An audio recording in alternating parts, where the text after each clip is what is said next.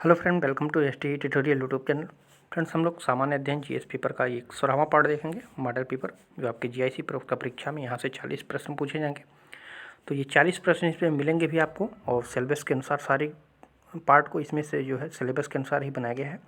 तो इसके पहले का वीडियो आप लोग प्ले लिस्ट में देख सकते हैं, जो आपके एग्जाम के लिए काफ़ी हेल्प करेगा। तो फ्रेंड, वीडियो को अंत तक जरूर देखिएगा और इन सभी प्रश्नों को तैयार कीजिएगा। और वीडियो अच्छा लगेगा तो चैनल को सब्सक्राइब कर लीजिएगा, लाइक कीजिएगा और दोस्तों में शेयर जरूर कीजिएगा। तो चलिए प्रश्न की ओर बढ़ते हैं और आज का पहला प्रश्न देखते हैं। पहला प्रश्न है, निम्न में से कौन सा मेघालय पठार का अंश नहीं है? मेघालय पठार का अंश नहीं है। तो ये भुवन पहाड़िया, गारो पहाड़िया, खासी पहाड़िया, जयंतिया पहाड़िया। तो इसमें से जो भुवन पहाड़िया है ये जो है मेघालय पठार का अंश नहीं है। ठीक है, भुवन पहाड़िया जो है मिजो हिल्स का भाग है, मिजो हिल्स का भाग है। और यह जो है पूर्वोत्तर हिमालय का अंग नहीं है, जबकि ये सारी हो गया, गारो हो गया, खासी हो गया, जयंतिया पहाड़िया, ये सभी जो है मेघालय के पठार हैं। ठीक है, तो यहाँ पे ये ऑप्शन से सही हो जाएगा।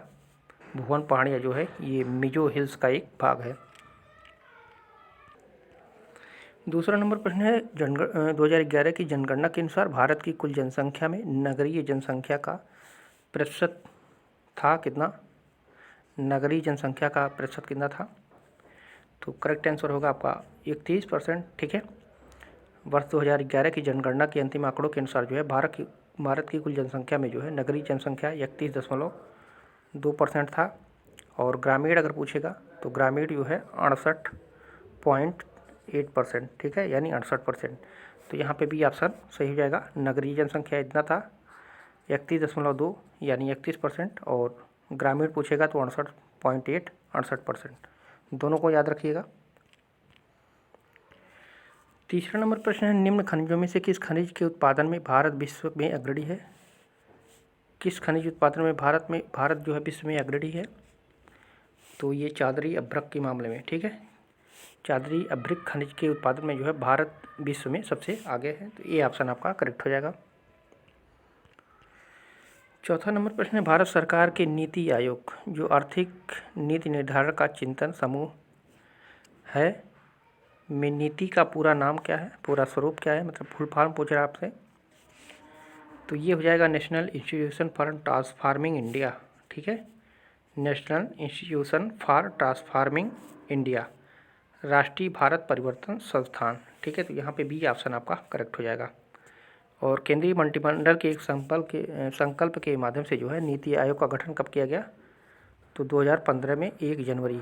ठीक है, 1 जनवरी 2015 को इसका गठन हुआ। और नीति का पूर्ण स्वरूप जो है national institution for transforming India, अर्थात जो है भारत राष्ट्रीय परिवर्तन संस्थान है। ठीक है, बी ऑप्शन करेक्ट हो जाएगा।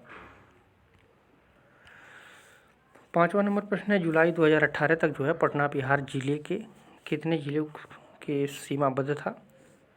तो 9 जिलों के सीमाबद्ध पे था। ठीक है, पटना जिले का सीमा जो था वो भोजपुर, सारण, वैशाली, समस्तीपुर, बेगूसराय, लखीमसराय, नालंदा, जहानाबाद और अरवल जिलों के सीमाबद्ध है। ठीक है, तो यहाँ पे 9 जिलों से पटना शहर जो है इससे संबद्ध है।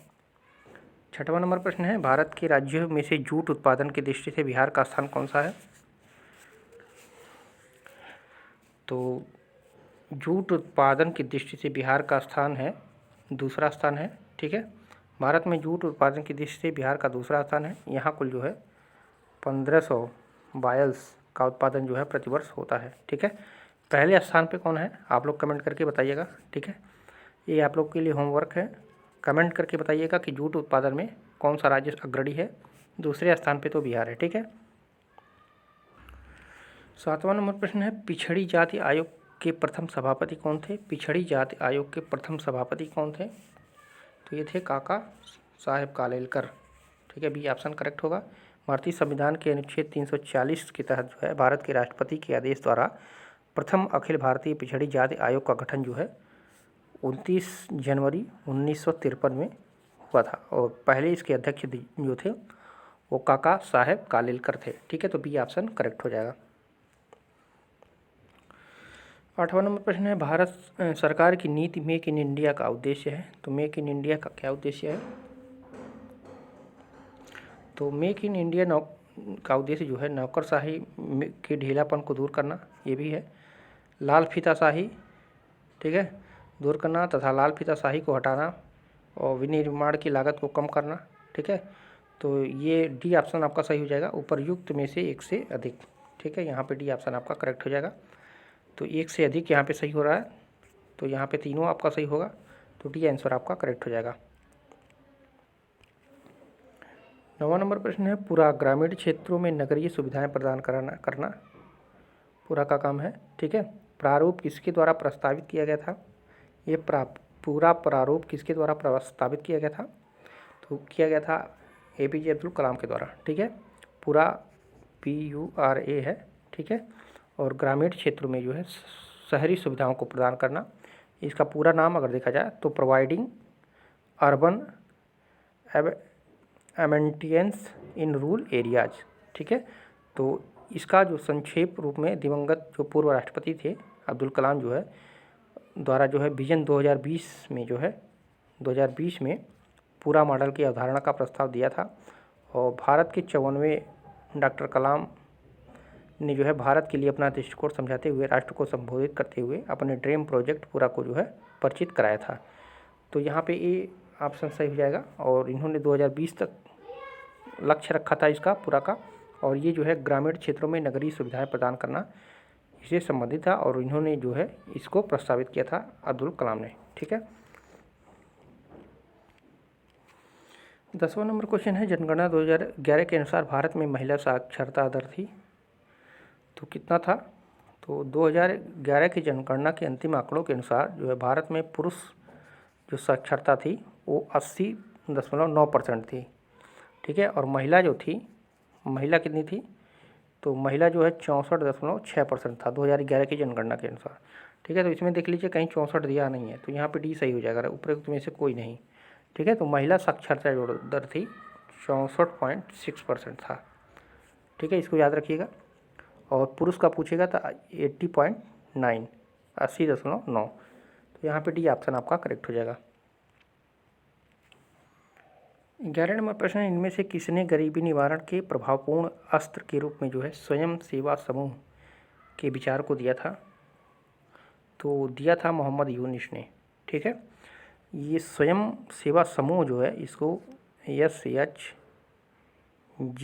इसका सिंबल है, ठीक है। SHGS इसका सिंबल है स्वयं सेवा समूह का।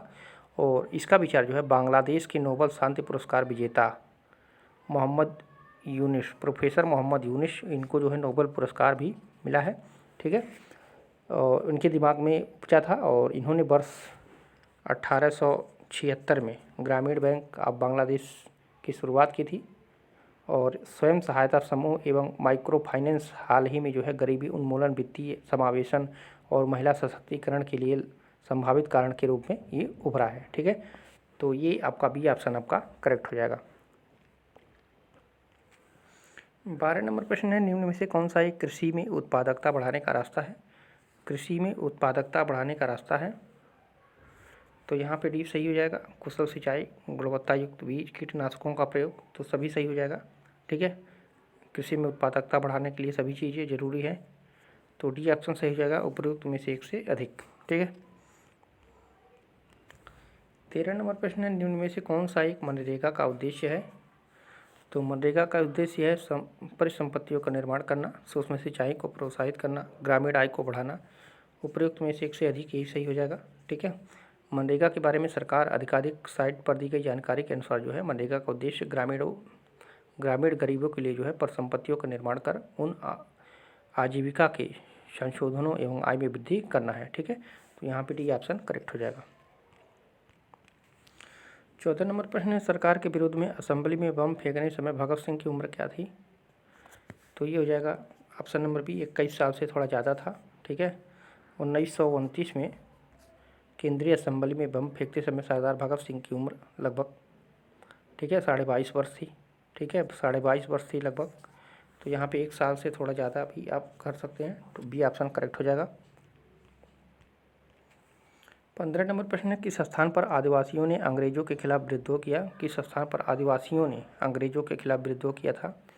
तो ये बिहार में किया था, ठीक है। छोटा नागपुर को ही को हो, छोटा नागपुर को हो, ठीक है, और तथा मुंडा जनजातियों ने, हो तथा मुंडा जनजातियों ने जो है 1820 में तथा पुनः 1831 में ब्रिटिश सेनाओं को चुनौती दी थी। और इस क्षेत्र के कारण जो है इस क्षेत्र में इस कारण जो है 1837 तक अशांति व्याप्त रही। तो ये कहाँ से संबंध था? तो ये बिहार से संबंध था। ये ऑप्शन आपका करेक्ट हो जाएगा। 16 नंबर प्रश्न है, नमक सत्याग्रह के दौरान बिहार में लोगों ने नमक बनाने के साथ साथ किस कर के विरोध के द्वारा सरकार का विरोध किया था? तो ये चौकीदारी का, ठीक है, सविनय अवज्ञा आंदोलन के दौरान जो है बिहार में चौकीदारी कर न अदा करने का आंदोलन चलाया गया। यह आंदोलन जो है मुंगेर हो गया, सारण तथा भागलपुर जिलों में काफ़ी सफल रहा था। तो यहाँ पे ए ऑप्शन आपका सही हो जाएगा। 17 नंबर प्रश्न है, मुसलमान यदि खुश और संतुष्ट है तो भारत में ब्रिटिश शक्ति महत्तम बचाव होगा। यह किसने लिखा था? तो ये W हंटर ने लिखा था, ठीक है। मुसलमान यदि खुश और संतुष्ट है तो भारत में ब्रिटिश शक्ति का महत्तम बचाव होगा। यह कथन स्कॉटिश इतिहासकार विलियम विल्सन हंटर, इनका पूरा नाम था विलियम विल्सन हंटर, द्वारा लिखा गया था। उन्होंने अपनी पुस्तक द इंडियन मुसलमान, इनकी पुस्तक थी द इंडियन मुसलमान, इसको भी याद रखिएगा। और ये प्रकाशित हुई 1871 में और इसमें इन्होंने ये तर्क दिया था, ठीक है। तो यहाँ पे भी ऑप्शन आपका करेक्ट, सी ऑप्शन करेक्ट हो जाएगा। 18 नंबर प्रश्न है, असहयोग आंदोलन के द्वारा किसने पटना कॉलेज छोड़ा जबकि उसकी परीक्षा में केवल 20 दिन बचे थे? तो ये छोड़ा था जयप्रकाश नारायण ने, ठीक है। स्वराज की मांग के लिए जो है 1 अगस्त 1920 में असहयोग आंदोलन चलाया गया और इसका उद्देश्य ब्रिटिश सरकार के साथ जो है सहयोग न करके कार्रवाई में बाधा पैदा करना था। और जयप्रकाश नारायण ने जो है इस आंदोलन के दौरान पटना कॉलेज को छोड़ दिया था जबकि उनकी परीक्षा में केवल 20 दिन शेष रह गए थे। तो यहाँ पे सी ऑप्शन आपका करेक्ट हो जाएगा। 19 नंबर प्रश्न है, भारतीय क्रांति की जननी किसे कहा जाता है? भारतीय क्रांति की जननी किसे कहा जाता है? तो ये कहा गया है मैडम भीका जी रुस्तम कामा को, ठीक है। मैडम कामा एक महान महिला स्वतंत्रता सेनानी थी और जिन्होंने भारत के बाहर रहते हुए देश की आज़ादी के लिए लड़ाई शुरू की थी और ऐसा करने वाली वह प्रथम महिला स्वतंत्रता सेनानी है, ठीक है। और जिन्होंने इंटरनेशनल असेंबली में जो है भारत का ध्वज लहराया था। तो यहाँ पे डी ऑप्शन करेक्ट हो जाएगा। 20वां नंबर प्रश्न है, ब्रिटिश हाउस ऑफ कॉमन्स में चुने जाने वाले दादा भाई नौरोजी प्रथम भारतीय थे जिन्होंने इस दल के टिकट पर चुनाव लड़ा। तो ये उदारवादी दल पे टिकट पे चुनाव लड़ा था, ठीक है। 1892 में दादा भाई नौरोजी ब्रिटिश संसद के लिए जो है लिबरल पार्टी, कहें तो उदारवादी पार्टी की टिकट पर जो है सेंट्रल फिन्सबरी से चुने गए थे। और दादा भाई नौरोजी जो है ब्रिटिश हाउस ऑफ कॉमन्स से चुने जाने वाले जो है प्रथम भारतीय भी थे, ठीक है। तो ये आपका ऑप्शन नंबर ए सही हो जाएगा। 21 नंबर प्रश्न है, भारतीय राष्ट्रीय कांग्रेस की पूर्ववर्ती थी, मतलब भारतीय राष्ट्रीय कांग्रेस के पूर्ववर्ती मतलब पहले कौन सी संस्था थी? तो ये थी इंडियन नेशनल यूनियन, ठीक है, Indian national union, C option सही होगा। भारतीय स्तर पर जो है संयुक्त राजनीतिक संस्था की आवश्यकता को ध्यान में रखते हुए इस ओर पहला कदम जो है सितंबर 1884 में उठाया गया जब मद्रास में जो है थियोसॉफिकल सोसाइटी का वार्षिक अधिवेशन हुआ और इसमें ह्यूम दादा भाई नौरोजी, सुरेंद्रनाथ बनर्जी और बहुत लोग ऐसे गणमान्य थे जिन्होंने व्यक्तियों ने इसमें भाग लिया था। और 1884 में जो है इंडियन नेशनल यूनियन नामक राष्ट्रीय स्तर पर संगठन की स्थापना हुई थी और इंडियन नेशनल यूनियन का नाम बदल करके जो है इंडियन नेशनल कांग्रेस बाद में रख दिया गया था, ठीक है। तो इससे पहले इसका नाम था इंडियन नेशनल यूनियन। तो यहाँ पे सी ऑप्शन आपका करेक्ट हो जाएगा। 22 नंबर प्रश्न है, निम्न में से कौन सा युग सही सुमेलित नहीं है पूछा है? तो यहाँ पे विटामिन B1 का स्रोत संतरा है, तो क्या सही है? तो बिल्कुल गलत है। विटामिन B1 का स्रोत जो होता है मूंगफली हो गया, तिल हो गया, ठीक है, अंडा हो गया, ये सब जो है विटामिन B1 के स्रोत होते हैं। तो पहला ही आपका गलत हो जाएगा, पहला ही सही हो जाएगा। अब विटामिन D जो है ये सही है। कार्ड यकृत तेल हो गया, मछली हो गया, दूध हो गया, ये सब सही है, ये भी सही है, ठीक है। और विटामिन E गेहूँ, अंकुर तेल, ठीक है, और पत्ती वाली सब्जियां हो गया, दूध हो गया, मक्खन हो गया, वनस्पति तेल हो गया तो ये भी सही है। और विटामिन के, अल्फाल्फा और टमाटर, हरी सब्जियां, अंडे उत्पादन, ये सब जो है सही है। ठीक है, तो कौन सा सही नहीं है पूछा है, तो ये नहीं सही होगा। संतरा इसमें नहीं आता है। ठीक है, संतरा इसमें नहीं आएगा, तो यहाँ पे सी पहला ही सही हो जाएगा। इसमें आ जाएगा मूंगफली आ जाएगा, तिल आ जाएगा, अंडा आ जाएगा, ये सब जो है विटामिन B1 में, B1 के स्रोत में आ जाते हैं। ठीक है, तो यहाँ पे ए ऑप्शन सही हो जाएगा। 23 नंबर प्रश्न है, जीव कोशिकाओं में आनुवंशिक लक्षणों के नियंत्रण में निम्नलिखित में से कौन सा उत्तरदायी होता है। तो DNA ये उत्तरदायी होता है। ठीक है, सन 1953 में J.D. गट्सन व क्रिक ने जो है DNA की संरचना मॉडल जो है प्रतिपादित किया था। और DNA की अधिकांश मात्रा जो है केंद्रक में होती है, यद्यपि इसकी कुछ मात्रा जो है माइटोकॉन्ड्रिया तथा हरित लवक में भी मिलती है। और DNA सभी जो है आनुवंशिक क्रियाओं का संचालन करता है और जीव इसकी इकाई है, और यह प्रोटीन संश्लेषण को जो है नियंत्रित करता है। तो यहाँ पे डी ऑप्शन आपका करेक्ट हो जाएगा, DNA।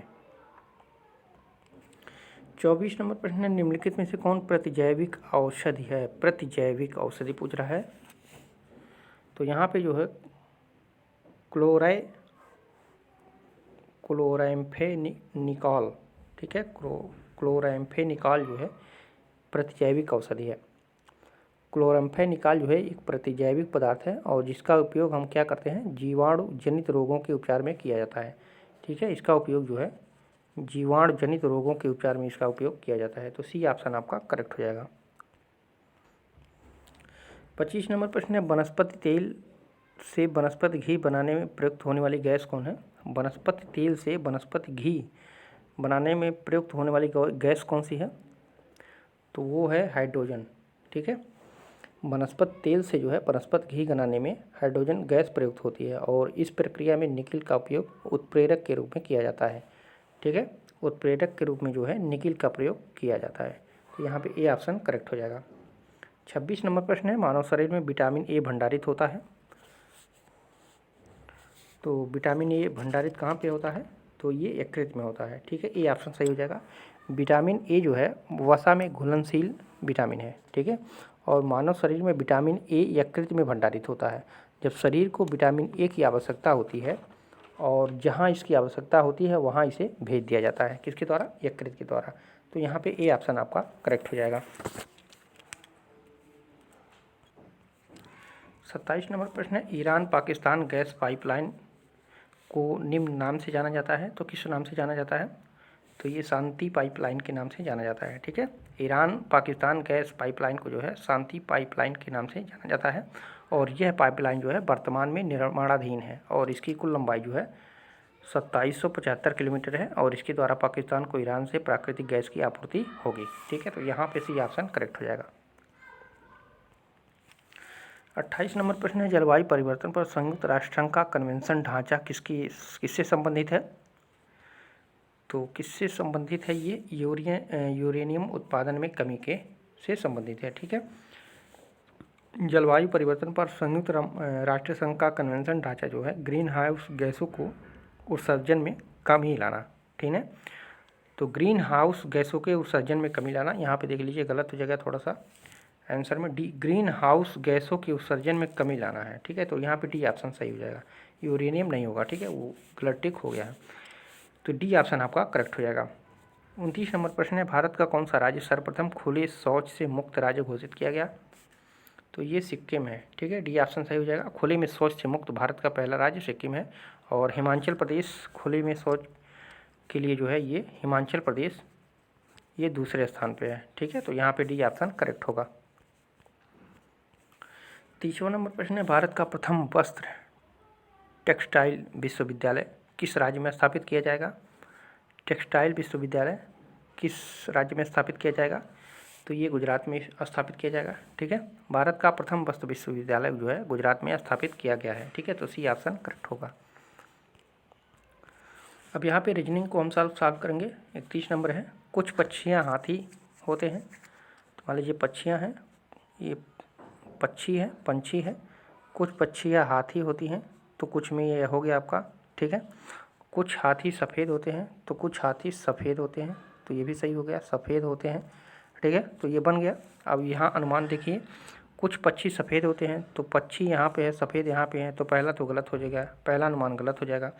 कुछ सफ़ेद पक्षी होते हैं, तो सफ़ेद यहाँ पे है, पक्षी यहाँ पे, दूसरा भी गलत हो गया, तो डी आपका सही हो जाएगा। नहीं तो अनुमान एक सही है निकलता है, न तो दो। ठीक है, तो यहाँ पे डी ऑप्शन करेक्ट हो जाएगा। 32 नंबर प्रश्न है, ये भी कथन और निष्कर्ष से संबंधित है। सभी खिलाड़ी धूम्रपान करते हैं, ये खिलाड़ी हो गए, ठीक है, प्लेयर, सभी प्लेयर जो है ये धूम्रपान करते हैं, ये मान लीजिए धूम्रपान करते हैं, ठीक है। सभी खिलाड़ी धूम्रपान करते हैं। और देख लीजिए, कुछ धूम्रपान करने वाले शराब के आदी होते हैं, तो ये धूम्रपान हो गया, तो यहाँ देख लीजिए यहाँ पे शराब हो गया, ठीक है। तो कुछ धूम्रपान करने वाले शराब होते हैं। अब यहाँ पे निष्कर्ष आप मिलाइए, सभी धूम्रपान करने वाले खिलाड़ी होते हैं, सभी धूम्रपान करने वाले खिलाड़ी होते हैं, कुछ शराब के आदी धूम्रपान करते हैं। तो कोई ज़रूरी नहीं है कि सभी खिलाड़ी जो है धूम्रपान करें, इसमें से जो है कुछ शराबी भी हैं, ठीक है। यहाँ पे देख लीजिए, यहाँ पे कुछ शराबी भी हो जा रहे हैं, तो सभी तो नहीं होंगे, सभी प्लेयर नहीं होंगे, तो ये तो गलत हो जाएगा। और कुछ शराब के आदी धूम्रपान करते हैं, तो कुछ ये शराबी हैं जो, कुछ ये धूम्रपान करते हैं, ठीक है, तो ये आपका सही हो जाएगा। तो यहाँ केवल निष्कर्ष 2 सही हो रहा है, तो बी ऑप्शन करेक्ट हो जाएगा। 33 नंबर है, सर्वथा भिन्न बताइए। तो टमाटर है ये, प्याज, भिंडी, मिर्च, तो यहाँ पे प्याज हो जाएगा, ठीक है। ये तना है, ये सभी फल हैं, मिर्च, भिंडी, टमाटर, ये फल में आ जाएंगे, या इससे कह सकते हैं ये ज़मीन के नीचे होता है प्याज, और ये सब पौधे में ऊपर लगे रहते हैं, ठीक है। तो यहाँ पे डिफरेंट कौन है, प्याज है, बी ऑप्शन सही होगा।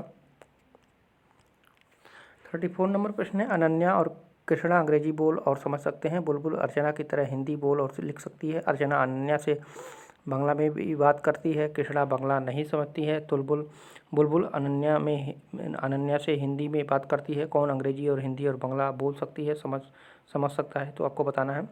तो इसको करने के लिए क्या करना चाहिए, 3 भाषा है, इंग्लिश है, हिंदी है और बांग्ला है, बंगाली है। तो यहाँ पे देख लीजिए, अनन्या और कृष्णा अंग्रेजी बोल और समझ सकते हैं, तो यहाँ पे अनन्या लिख लीजिए और यहाँ पे कृष्णा लिख लीजिए।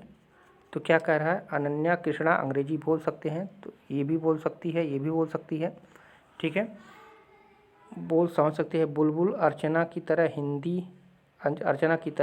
ही हिंदी बोल और लिख सकती है, तो बुलबुल यहाँ लिख लीजिए, बुलबुल और अर्चना, ठीक है। तो ये क्या बोल सकती हैं, दोनों हिंदी बोल सकती हैं, तो हिंदी पे टिक कीजिए, ठीक है।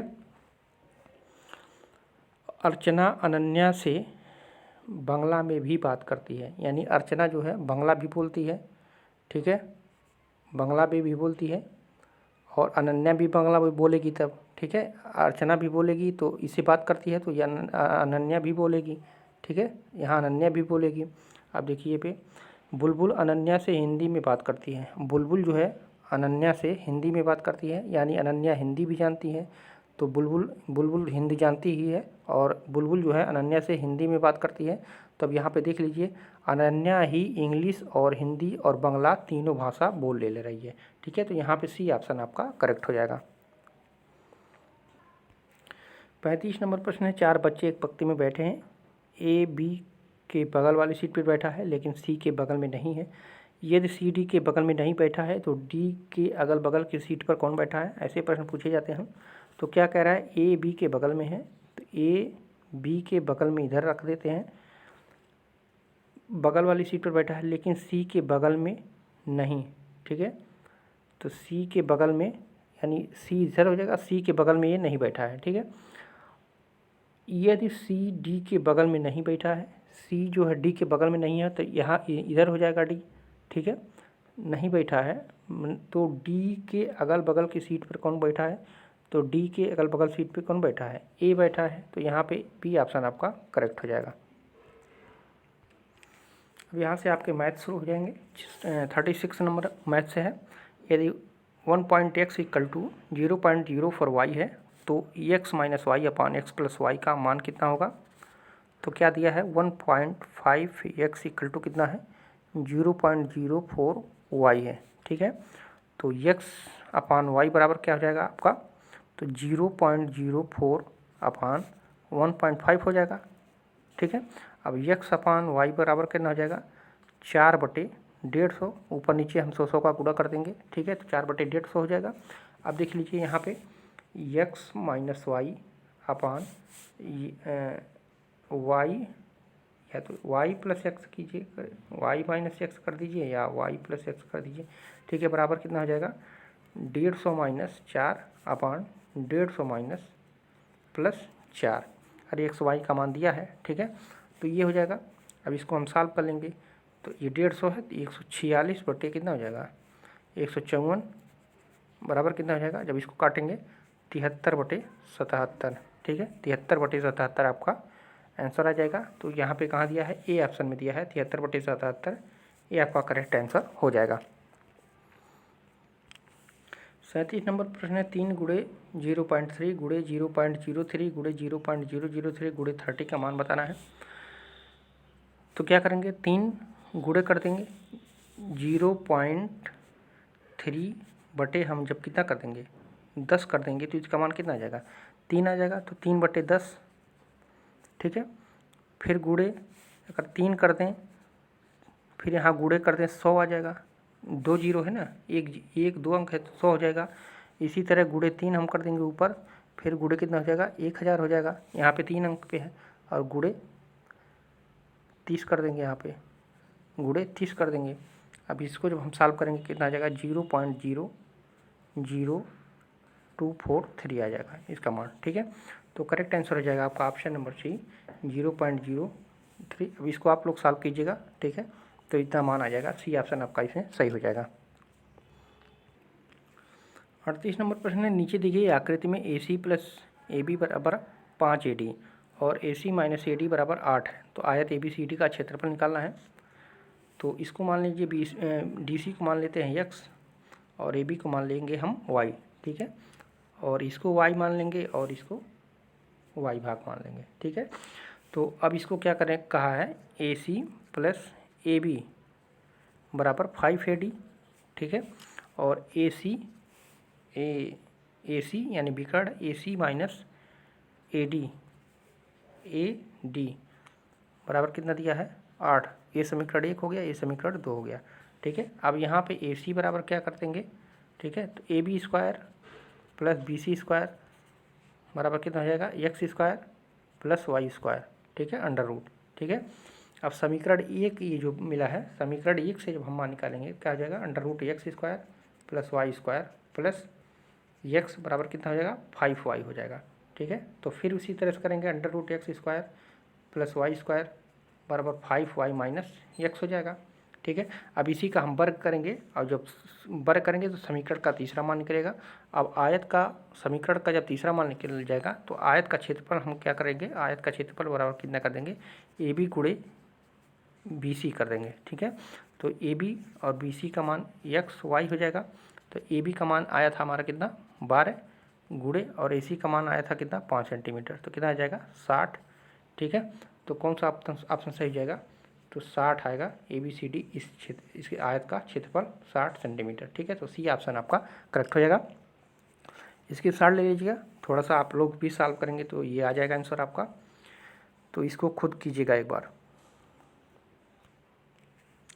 39 नंबर प्रश्न है, एक कंपनी में 40% कर्मचारी पुरुष हैं और 75% पुरुष जो है प्रतिवर्ष 25,000 से अधिक कमाते हैं। यदि कंपनी के 45% कर्मचारी प्रतिवर्ष 25,000 से अधिक कमाते हैं तो कंपनी में कार्यरत महिलाओं का कितना अंश जो है प्रतिवर्ष 25,000 या उससे कम रहता है। तो मान लीजिए कुल कर्मचारियों की संख्या x है। ठीक है, पुरुष कर्मचारी कितना हो जाएगा, तो 40% है, तो 40x बटे कितना हो जाएगा 100 हो जाएगा। ठीक है, अब महिला कर्मचारी का, ठीक है, तो महिला 40% है तो महिला का बचा हुआ 60% होगा, तो 60x बटे कितना हो जाएगा 100 हो जाएगा। ठीक है, अब प्रश्न क्या कह रहा है, पुरुष कर्मचारी जो 25,000 से अधिक कमाते हैं, तो क्या हो जाएगा 40x बटे 100 गुणे 75/100 बराबर कितना हो जाएगा 30x बटे 100 हो जाएगा। ठीक है, और कंपनी के कुल कर्मचारी जो 25,000 से अधिक कमाते हैं तो क्या हो जाएगा x गुणे 45/100 गुणे बराबर कितना हो जाएगा 45x बटे 100 हो जाएगा। ठीक है, तब जो हम टोटल दोनों का मान निकालेंगे तो अभीष्ट अंश उसका मान जो हो जाएगा तो देखिए 45x बटे 100 बटे इसका हो जाएगा 60x बटे 100 हो जाएगा। ठीक है, यानी कर सकते हैं हम 45 बटे 60। अब इसको हम जब काटे 15 या 45, 15 चौक को 60 यानी 3 बटे 4। ठीक है, तो करेक्ट आंसर आ जाएगा ऑप्शन नंबर डी 3 बटे 4। इसको भी आप लोग स्क्रीनशॉट लेकर के जरूर करिएगा एक बार। 40 नंबर प्रश्न है, आपने वेबसाइट से एक टीवी खरीदा। ऐसा होता है कि पैकिंग खोलते समय टीवी गिर जाता है और क्षतिग्रस्त हो जाता है। आपको बहुत ज़्यादा वित्तीय नुकसान उठाना पड़ता है। आप क्या करेंगे? पैसे वापसी का दावा करेंगे, जैसे कि टीवी क्षतिग्रस्त के रूप में प्राप्त हुआ था, तो ये नहीं करेंगे आप। टीवी रखेंगे और उसे ठीक करने का प्रयास करेंगे, ये हो सकता है। पैकिंग मुद्दों के कारण हुए वित्तीय नुकसान के लिए जो है मुकदमा दर्ज करेंगे, तो ये भी संभव नहीं है। उस वेबसाइट से फिर कभी टीवी नहीं खरीदेंगे, ये तो बात ही नहीं बनती है। तो यहाँ पे भी ऑप्शन करेक्ट हो सकता है। ठीक है, पैकिंग खोलते समय जो है टीवी आपकी गलती से गिरा है, जिससे जो है टीवी क्षतिग्रस्त हो जाता है। इसमें वेबसाइट की कोई गलती नहीं है, जिस वजह से टीवी आपको ठीक कराने का प्रयास करेंगे। ठीक है, तो यहाँ पे भी ऑप्शन करेक्ट हो जाएगा। तो फ्रेंड्स, ये रहे महत्वपूर्ण 40 प्रश्न। कैसा लगा वीडियो कमेंट करके जरूर बताइएगा और वीडियो को लाइक शेयर कीजिएगा। पूरा वीडियो देखने के लिए आप सभी को धन्यवाद।